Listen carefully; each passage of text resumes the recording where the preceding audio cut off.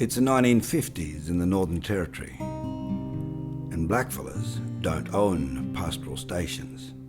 They work on them. Until Wille Shadforth comes along, that is. A Gurrowa man from the Gulf of Carpentaria breaks the mould. The year is 1953 and he buys a place called Seven Emu Station for cash. The first Aboriginal man to buy a big cattle property with his own money. Wille's grandfather was from Glasgow, a tough Scot. Wille Shadforth, born in 1912, was one of the many grandchildren. He had no formal schooling but taught himself to read and write. He first worked on Wollongorang Station, but the manager sacked him when Wille was 15 years old.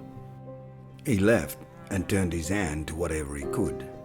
He mustered buffaloes and shot crocodiles, worked as a stockman and horse tailer.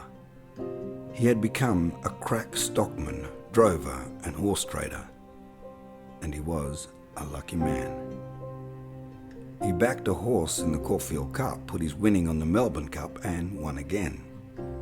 With his earnings and his windfall, he brought Seven Emu Station, where he raised a family of 10 children.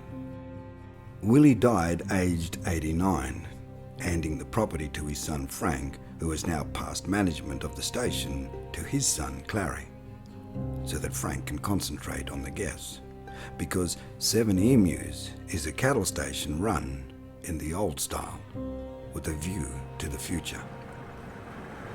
It combines station life with ecotourism. The property borders the banks of the Robinson River, with the coastline deep in the Gulf of Carpentaria. It is remote and has always been difficult to access, but these drawbacks have been converted into assets. The land is organic. It has never been cleared, never touched by fertilizers or chemicals. The cattle eat only the abundant woodland grass. The station attracts visitors from all over the world who pitch in to help the family look after the property. In exchange for food and board, there are opportunities for camping, bird watching, boating, fishing, living rough in the bush, being part of the world as it was and still is.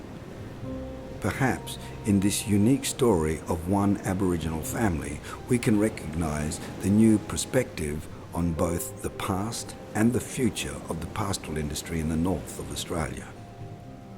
4 generations of Shadforth have held Seven Emu Stations through hard work and imagination, bringing in a fresh approach to preserve the value of the past.